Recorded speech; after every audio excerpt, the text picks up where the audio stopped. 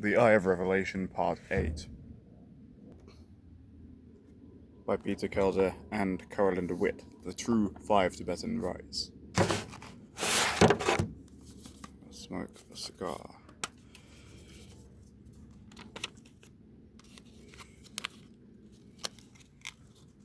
Welcome to Wisdom Share 777.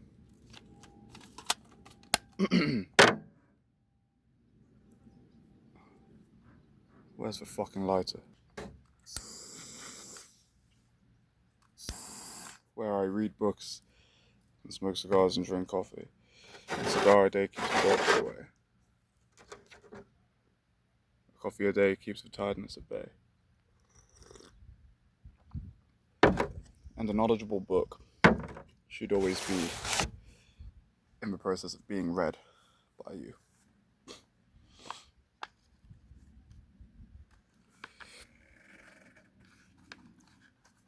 Chapter 15, Part 3, Long-Lived Lamas. After the 10th week, Colonel Bradford no longer attended each weekly meeting. However, he still kept up his interest in the Himalaya Club, and from time to time would speak on various subjects, which would aid them in their work. Sometimes, the members requested him to advise them on some particular subject. For instance, we discussed among ourselves one night the tremendously important part that food played in our lives, how the right food would make us more alive and vigorous, while the wrong food would make us sluggish and dull. None of us knew much about the subject, however, so we requested the colonel to advise us at our next meeting as to the Lama's policy regarding food.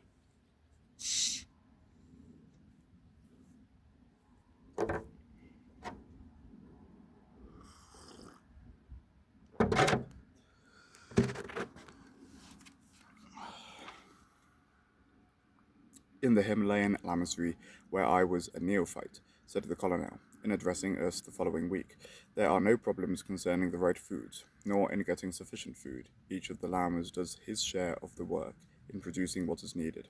Furthermore, all the work is done by the most primitive means. Even the soil is tilled by hand. Of course, the lamas could use horses and plows if they so desired, but direct contact with the soil, handling it and working with it, seems to add something to a man's existence. Personally, it made me feel very strongly that I was a part of the universal. Not merely working with it or working for it, but rather that the universal and I were one.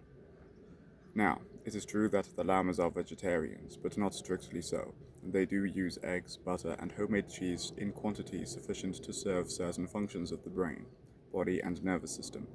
But aside from this, they do not need meat, for all who are strong and virile, and who practice rite number 6, have no need of meat, fish, or fowl.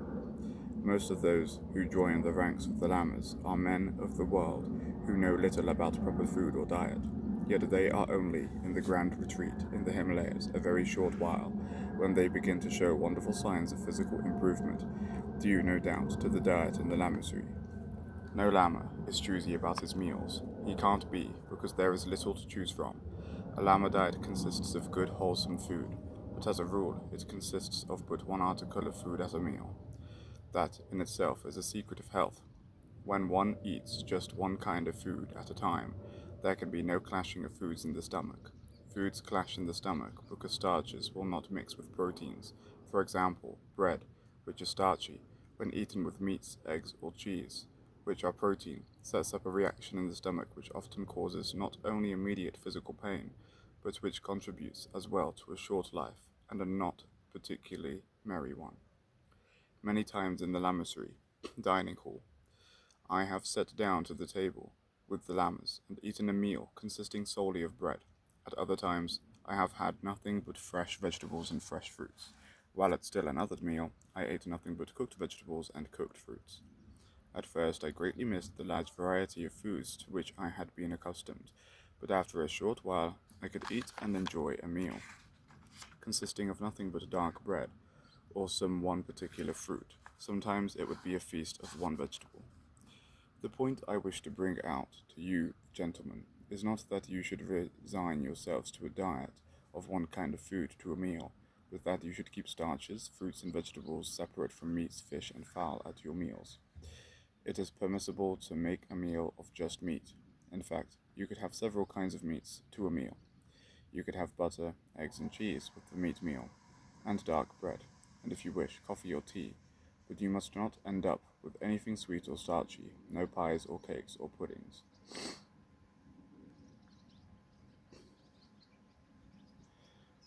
Then again, your meal can be strictly starches. Then you can indulge in all the sweet fruits, all the bread, butter, pies, bakes, cakes, puddings, and fresh or cooked vegetables you like without feeling any ill effects.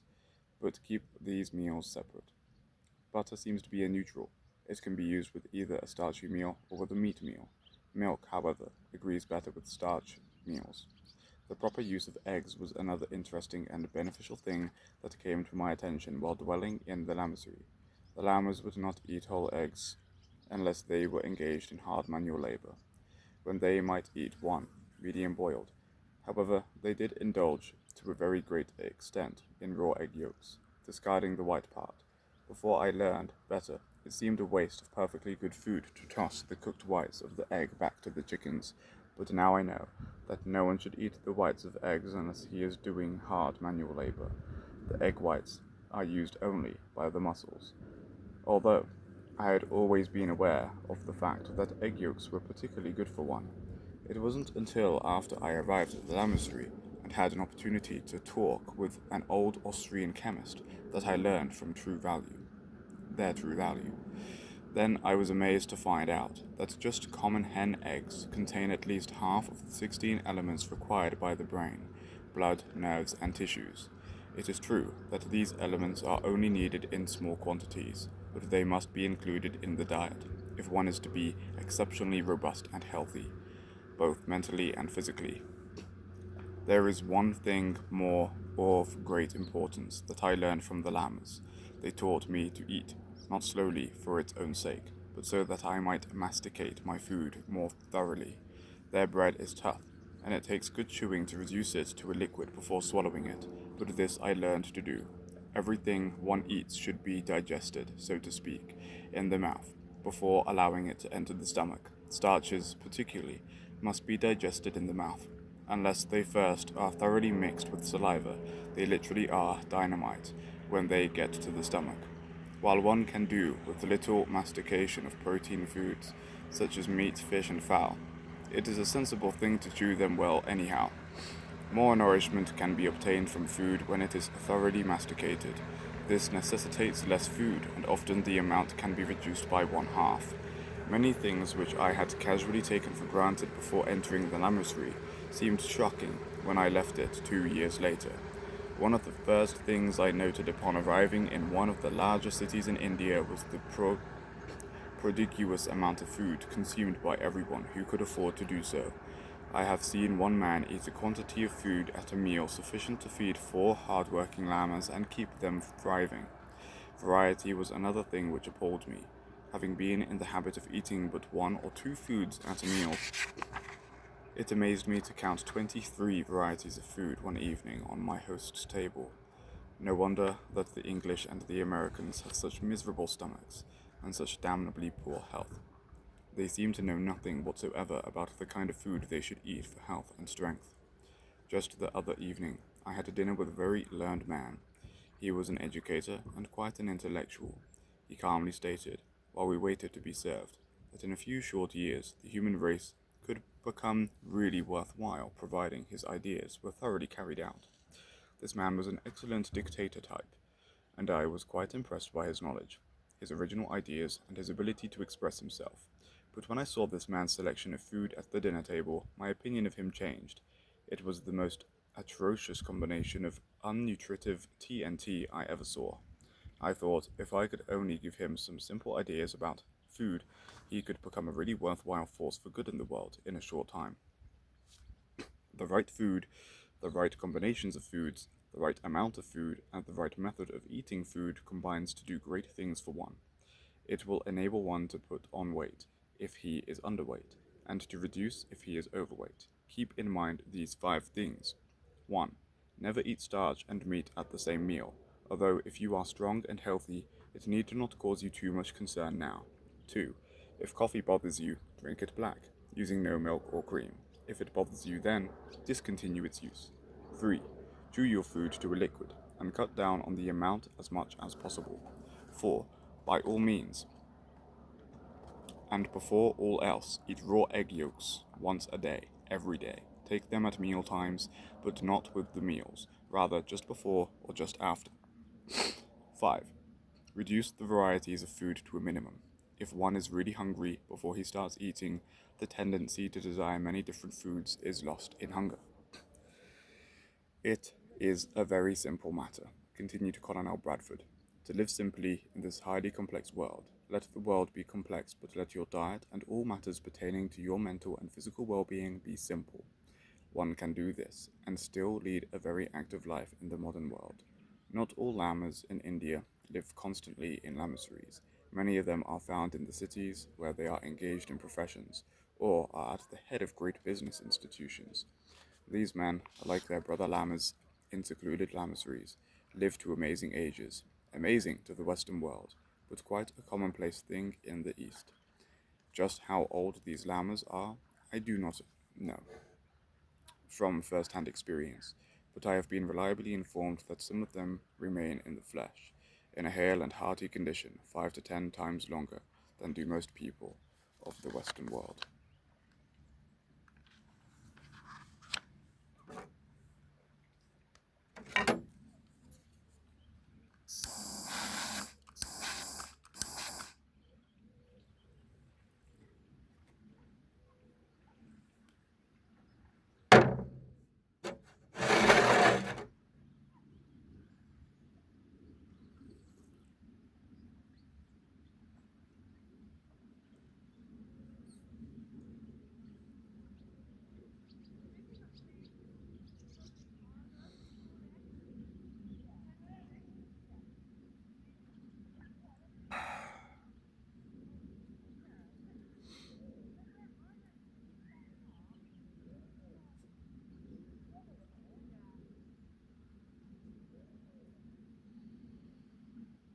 This is the halfway point.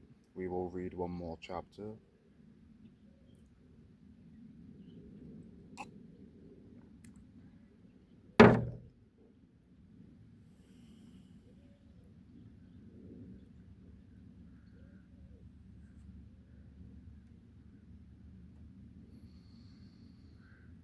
I think I intend to reread this book to myself until I'm doing the practice properly and fully. To remind myself of the positions and the correct yoga sequence, but also the diet, that's quite important. We do indeed combine way too many things. Even in Ayurvedic food, they usually don't drink and eat at the same time. They'll have a separate time for drinking and a separate time for eating. If they don't have a drink to wash down that meal, they'll do it. I don't know exactly, but for example, half an hour before or after, but not during. But there's charts, many different foods take completely different times to digest, so it is wise to group them appropriately. Let's continue. Chapter 16, Part 4, Voices, Vortexes, and Vitality. Colonel Bradford was speaking before the Himalaya Club, for the last time before leaving on a tour of the United States and a visit to his native England. He had selected for his subject things that help youth, youth, youthify a man, regardless of whether or not he practices Rite number 6. As the colonel spoke, he seemed to be keener, more alert and vigorous and virile than ever before. Upon his return from the laboratory, he had struck me as the acme of perfection, yet since then he had kept right on improving, and even now was making new gains constantly. There are several things I want to talk about tonight, began the colonel, which I am sure will interest you. The first of them is the human voice. Do you realize that when one has made a study of men's voices, he can tell instantly how much masculine vitality a man possesses just by hearing him speak? You have all heard the shrill, piping voice of an old man. Well, when a man's voice begins to take on that high pitch, he is in a very deplorable condition. Let me explain. The vortex at the base of the neck has power over the vocal cords. This vortex and the one in the sex center are connected. Of course, all the vortexes have a common connection, but these two are geared together, as it were. What affects one affects the other, so that when a man's voice is high, his manly vitality is low. I am not speaking of tenor voices. Now, all that is necessary to speed up these two vortexes, along with the others, is to practice the five rites. However, one does not have to wait until these vortexes are increased in speed by the use of the five rites, but can raise their speed of vibration with a special method that works very well. This particular practice is easy. It consists of simply putting forth an effort to keep the voice masculine, not allowing it to become high, shrill, or piping. Listen to men with good low voices and become conscious of how a real man's voice sounds. Then whatever you then whenever you talk, keep the voice down to the masculine vibration. Real old men will find this to be quite a little task, but it brings results. The first thing you know, the first thing you know, the lowered voice will speed up the vortex in the base of the throat. That will speed up the vortex in the sex center, which will improve the man in masculine energy, and this again will cause the vortex in the throat to speed up. The adolescent boy whose voice is changing is experiencing the same thing. The two vortexes are speeding up. In this case, it is usually caused by the vortex in the procreative center being speeded up by nature. But anything that will speed up the vortex in the throat will cause its companion vortex below to increase speed. There are a number of young men who are robust and virile now, who will not remain that way long. This is due to the fact that their particular voice, for several reasons I haven't the time to explain now, never came down to the masculine pitch. But these young men, as well as the old ones, can definitely get results of a very wonderful nature by consciously lowering their voices. In the young men, it will mean prolonged virility. In the older men, renewed virility. Some time ago, I came across a quite splendid voice exercise. Like all other potent things, it is very simple. Whenever you are by yourself, or where there is sufficient noise to drown your voice so that you will not annoy others, practice saying in low tones, partly through the nose, me.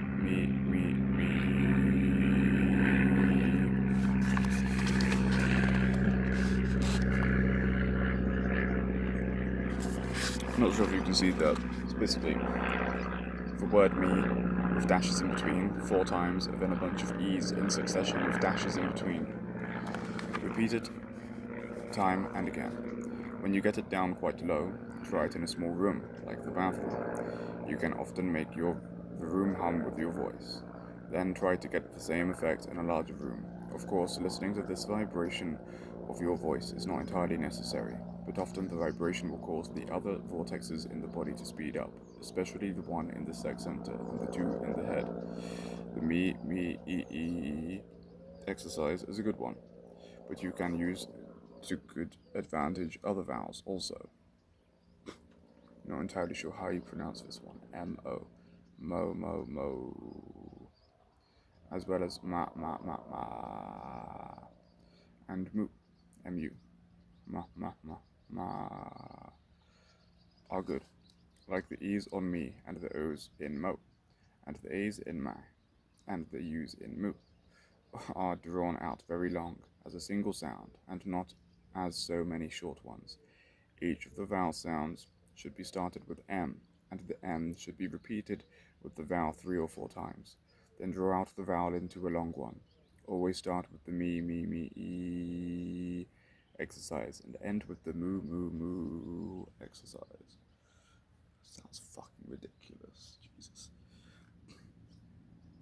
Start with the first and repeat it 25 times. Then go on to the others, each 25 times. Some students get the best results from the use of the me practice only. In old women, the voice also becomes shrill and should be toned down. Of course, a woman's voice naturally is higher than a man's. If she should get it down as low as a man's, it would not be beneficial at all to her. It would speed up the two vortexes, the one in the throat and its companion, so as to cause her to act, look, think, and talk mannishly. By the same token, a mannish woman could wonderfully improve herself by raising her voice to the level of a normal woman's. I have known of men with high voices who partook of so much alcoholic beverages that they developed whiskey voices, low and growling. To their amazement, they began to become virile again. Usually, they attributed their good fortune to intemperance or to a certain brand of whiskey, but neither intemperance nor whiskey did anything for them directly. What happened was that the vocal cords were irritated and therefore inflamed and swollen. This lowered the voice and raised the speed of the vortex in their throat, which in turn raised the vibration of the vortex in the masculine center below and brought about the renewed masculine vitality. Now, said the colonel, after pausing a moment, I wanted to speak on one more subject, which could be entitled Putting Off the Old Man.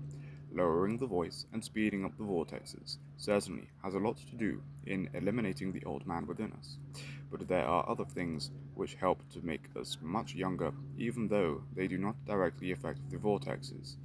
If it were possible suddenly to take a man out of a decrepit old body and place him in a brand new youthful one of about 25 years of age, I am confident that the old man he had allowed himself to become would cause him to remain old in most of his ways. It is true that he would perk up a bit around the ladies. Outside of that, I think he would remain old. Getting old, of course, is brought about first by a lack of or complete absence of manly virility, but that is not the only cause. The world is full of old men around 60 who get a certain dubious pleasure out of acting old. This is all wrong. Regardless of whether a man has full vitality at the present time or not, he should do everything possible to eliminate the old man that has crept within him. He must be dislodged and rooted out. Therefore, gentlemen, from now on, get rid of the old man within you. How do you do it? It is very simple. Don't do the things old people do. With, with your new and ever increasing vitality, this should be easy. The first thing to do is to straighten up. Stand like a man should. When you first started this class, some of you were so bent over that you looked like question marks. But as vigor returned and spirits became better, you began to straighten up. That was fine, but don't stop now. Straighten right on up. Start throwing your chest out. Pull the stomach and the chin in, and right away you have eliminated 20 years from your appearance and 40 years from your mind. Likewise, eliminated the old man mannerisms. When you walk, know first where you are going, then start out and go there. Don't dog trot or run, and don't shuffle along, but pick up your feet and stride. Keep one eye on where you are going, and the other one on everything you pass. At the Himalayan Lamasery, there was a man, European, whom you would have sworn was not over 35 years of age, and who acted like a man of 25 in every respect. This man was actually over 100, and if I told you how much over 100, you would not believe me. Now, about the weight. If you are underweight, you can throw off the years by increasing your weight. If you are overweight, which is a splendid sign of old age and salinity, you can throw off more years by reducing the weight to normal. Get rid of the enlarged abdomens, too, and you will look 10 years younger immediately. Here is something else which should interest all of you. Only 2 years ago, I was as bold as the boldest man here.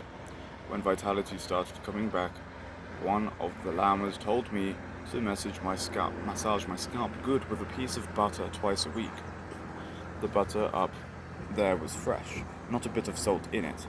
I took his advice and massaged my scalp with butter until it soon loosened up. I did this about 1 hour after a meal. The food elements in the blood were brought to the scalp by the circulation of the blood.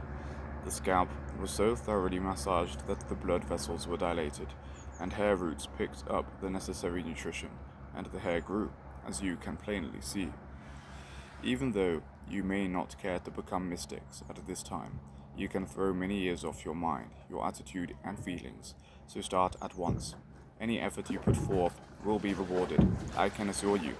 I have given you nothing but simple rites and practices because the simple things will bring you health, youth, virility, and success when nothing else will. It has been a most thrilling thing to see you men change and improve from day to day, concluded the colonel. But now you but now you know all there is need for you to know for the present. When you are ready for more information, the teacher will appear. There are others who needed this information much more than you gentlemen did, and I must be on my way to them. That sounds like Jesus. Those other people will need this information. The teacher will come, and he will appear when you need him. So odd. Of course, of course, we were sorry to see our friend the colonel depart, but we were glad and thankful for the priceless information he had given us. The thought that the colonel was soon to help other men like ourselves find the fountain of youth, the philosopher's stone, the elixir of life, thrilled us. Truly, I thought to myself, the eye of revelation is upon the world. Note: in 1946, Peter Kelder republished The Eye of Revelation, with amendments, and a whole new chapter containing information on Mantram mind magic, and the magic quality of Om, which are all included below. 1946 edition The Eye of Revelation by Peter Kelder. The Eye of Revelation is an education and inspiration course of study and of practice. The Eye of Revelation is intended for men and women everywhere throughout the Western world, and this regardless of nationality. The Eye of Revelation is intended for the personal use of the purchaser of this course only. It may not be loaned or given to any other person except members of one's own immediate family, or you here on YouTube. The Eye of Revelation is intended only for those who are mentally and physically capable of performing the various exercises or rites contained in this book or monograph. The author and publishers are therefore in no way responsible for the misuse of any of the information which is contained herein. And then, there's like a closing of the book. This could be address, copyright, all rights reserved, rubbish, publishers. But then it goes on to extra chapters. So next up will be chapter 17, which is part 5, Mantra Mind Magic. Some extra top secret stuff that the Colonel Bradford revealed to the Himalaya Club. Stay tuned if you want to finish off this book with a bang and find out all there is to know about the elixir of youth, the fountain of youth, the elixir of life, the 5 Tibetan rites.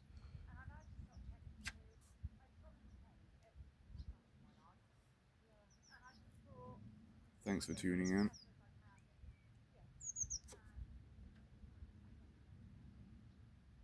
Bear with me as I sip my coffee.